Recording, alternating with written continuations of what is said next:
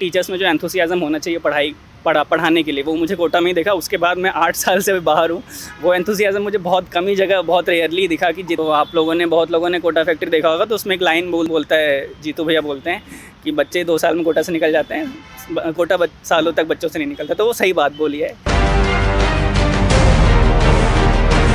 दोस्तों, क्या आपको पता है 2014 कोटा की हिस्ट्री में एक ऐसा साल रहा जब किसी एक कोचिंग इंस्टीट्यूट से IIT JEE और AIPMT, जिसे आज नीट कहते हैं, इन दोनों एग्जाम में ऑल इंडिया रैंक 1 किसी एक कोचिंग इंस्टीट्यूट से आया। वो था एलन।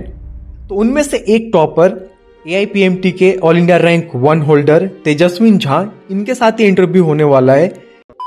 सो हेलो एवरीबॉडी, देखो आज हमारे साथ कौन है, तेजस्विन भैया, तेजस्विन झा।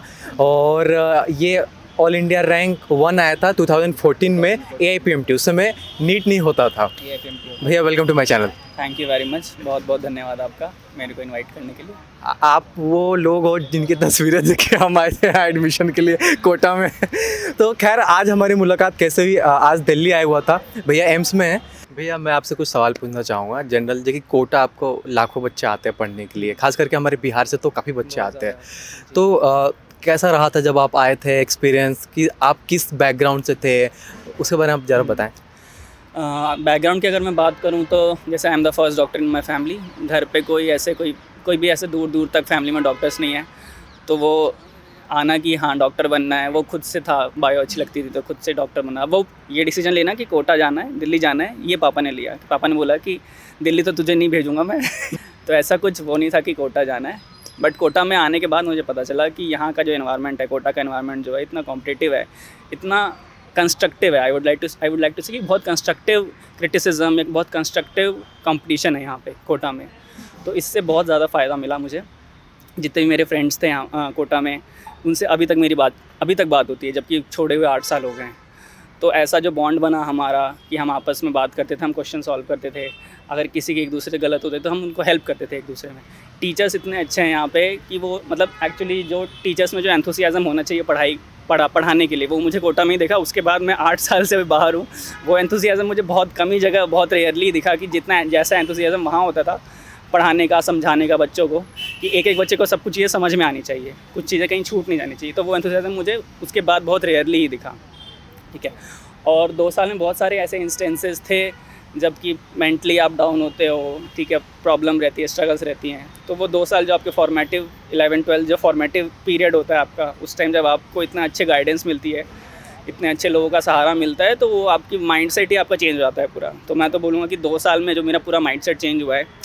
तो आप लोगों ने, बहुत लोगों ने कोटा फैक्ट्री देखा होगा, तो उसमें एक लाइन बोलता है, जीतू भैया बोलते हैं कि बच्चे 2 साल में कोटा से निकल जाते हैं, कोटा सालों तक बच्चों से नहीं निकलता। तो वो सही बात बोली है कि मतलब अभी तक मेरे अंदर से निकला नहीं है वो सेम एंथुसियाज़म, वो सेम एनर्जी अभी तक है मेरे में, जब भी मैं अपने टीचर से मिलता हूँ कोटा। सोच लो भाई, ऑल इंडिया रैंक 1 ये कह रहे ये बात कितना मतलब कि मायने रखता है। सही बात है।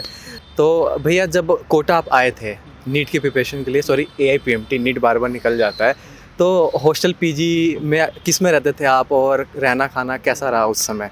मैं आया था शुरू में जब, तो ऐसे मेरा एक दोस्त आने वाला था, बट उसने ऐसे एन मौके पर थोड़ा ऐसे धोखा दे दिया मेरे को कि नहीं मैं नहीं जा रहा हूँ। तो पहले मेरा प्लान था उसके साथ रहने का।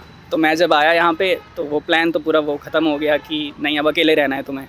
तो पहले 1-2 दिन तो बहुत रोया मैं कि यार अकेले कैसे रहूँगा। पापा को बोलता नहीं पापा अकेले कैसे रहूँगा, तो पापा बोलते थे कि नहीं तो अकेले रह लेगा, अकेले पढ़ लेगा।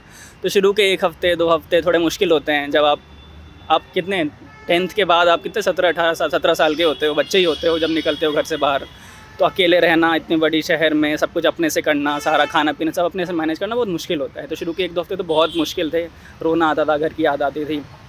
बट फिर धीरे धीरे ग्रेजुअली जब आपको अच्छे दोस्त मिल जाते हैं, जो आपका बैच होता है कोटा में, वो अच्छे मिल जाते हैं, आपको टीचर्स अच्छे मिल जाते हैं, आपका इंटरेक्शन उनसे अच्छा होता है, तो फिर धीरे धीरे चीज़ें सॉर्ट आउट होने लगती हैं। तो मैं यही बोलना चाहूँगा कि शुरू में ऑब्वियसली हर फेज़ आपका, जब आप माइग्रेट करते हो एक जगह से दूसरी जगह, तो शुरू वाला फेज़ ऑब्वियसली बहुत मुश्किल होता है, और वो बहुत मुश्किल होना भी चाहिए मेरे ख्याल से।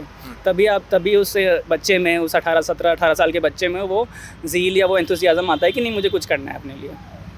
तो शुरू में मैं 3 या 4 महीने PG में रहा था। उसके बाद रिज़ल्ट्स, एलन के रिज़ल्ट्स वगैरह, टेस्ट वगैरह में अच्छी परफॉर्मेंस होती थी, तो फिर I thought of switching into Allen के हॉस्टल्स जो हैं कोहिनूर हॉस्टल्स, उसमें I switch on to that hostel. फिर वहाँ उसके बाद तो फिर वहाँ तो आपको बहुत प्यार से बहुत बच्चों की तरह रखा जाता है। तो वहाँ पे एलन के हॉस्टल में कोई ऐसे खास दिक्कत नहीं हुई। वहाँ के बच्चे भी जितने सारे बच्चे थे सारे हमारे मतलब जो टॉपर सेक्शन था उसके बच्चे थे, तो हम सारे आपस में बहुत मतलब कोलैबोरेट करके पढ़ते थे, मस्ती भी करते थे, मज़े भी करते थे, पढ़ाई भी होती थी। मतलब कि एक है कि अगर वैसा जाना है तो आपको मेहनत करना पड़ेगा अपने एकेडमिक्स में, तभी आप वहाँ पहुँच सकते हो। शुरू में आपको मेहनत करनी पड़ेगी, शुरू के 1-2 महीने बहुत स्लॉग करना पड़ेगा। और उसके बाद एक और चीज़ मैं बोलना चाहूँगा कि मान लीजिए अगर आपकी, क्योंकि मेरा एक दोस्त है, मैं नाम नहीं लेना चाहूँगा, उसकी पहले बहुत अच्छी रैंक, वो अपने स्कूल का अपने शहर का टॉपर था, वो आया था कोटा में, तो शुरू में ना उसकी रैंक अच्छी नहीं आती थी। तो वो दोस्त थे, बहुत अच्छे दोस्त थे, क्लोज़ दोस्त थे, अभी भी हैं, बहुत अच्छे क्लोज़ दोस्त हैं। वो मेडिसिन कर रहा है, नाम नहीं बताऊँगा कौन है। तो अभी नाम रिवील नहीं होगा। हाँ जी। तो वो जब शुरू में आया था तो वो बहुत परेशान रहता था क्योंकि उसकी अच्छी रैंक नहीं आती थी, और he was the topper in his school in his city. But उसको मैं बोलूँगा कि उसको सर्किल अच्छा मिला, मतलब थैंक्स कि हम लोग थे साथ में उसके, कि वो बहुत बार ऐसे लोअर फेज में भी गया, तो हम लोग रहते थे उसके साथ उसको बूस्टअप करने के लिए। तो मैं बोलूँगा कभी भी अपना सर्कल जो बनाओ ना, जब भी आप कोटा जा रहे हो प्रिपरेशन के लिए, तो अपना सर्कल अच्छा बनाओ, क्योंकि वो सर्कल ही अगर आप एक एवरेज स्टूडेंट हो तो वो आपको टॉपर भी बना सकता है, और वही सर्कल अगर आप एक एवरेज स्टूडेंट हो तो आपको नीचे भी ला सकता है। तो एक सर्कल अपना अच्छा बनाना वो बहुत इंपॉर्टेंट है कोटा में। टॉपर्स बनते हैं वो ऐसे नहीं ओवर द नाइट बन जाते हैं, उन्होंने भी वो सारे अप्स एंड डाउन लाइफ में सब देखे होते हैं। और उसके I guess see life is not about वो 2 साल जो मैंने 2 साल बहुत सारी चीज़ें सीखी कोटा में, और उसके बाद वो बहुत सारी चीज़ें मैंने अपने लाइफ में फॉलो भी करी, अभी भी कर रहा हूँ। आप कौन से कोर्स में थे? मैं अभी और एलन कौन से? मैं नर्चर मैंने ज्वाइन करा था।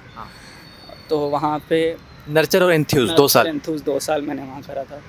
तो वो 2 साल में बहुत सारी चीज़ें सीखते हैं आप, जो आप अभी तक फॉलो कर रहे हैं, अभी तक उसको काम में लाते हैं और कंटिन्यूसली सीखते ही जाते हैं। तो वो अपने सीखने की हैबिट को मेरे ख्याल से छोड़ना नहीं चाहिए। ऐसा नहीं कि अब मैं डॉक्टर बन गया हूँ, MS ऑर्थो कर रहा हूँ मैं एम्स से, तो मैं सीख गया, बहुत कुछ हो गया। अभी भी मैं रोज़ सीख रहा हूँ, और वो सीखने की हैबिट मुझे लगता है कि छोड़नी नहीं चाहिए, कभी भी नहीं छोड़नी चाहिए। जिस दिन आपने छोड़ दी फिर वो उस दिन आपका कोर्स का डेथ हो जाता है। तो बहुत अच्छा लगा भैया से बात करके। थैंक्स भैया, thanks for joining. Thank you very much.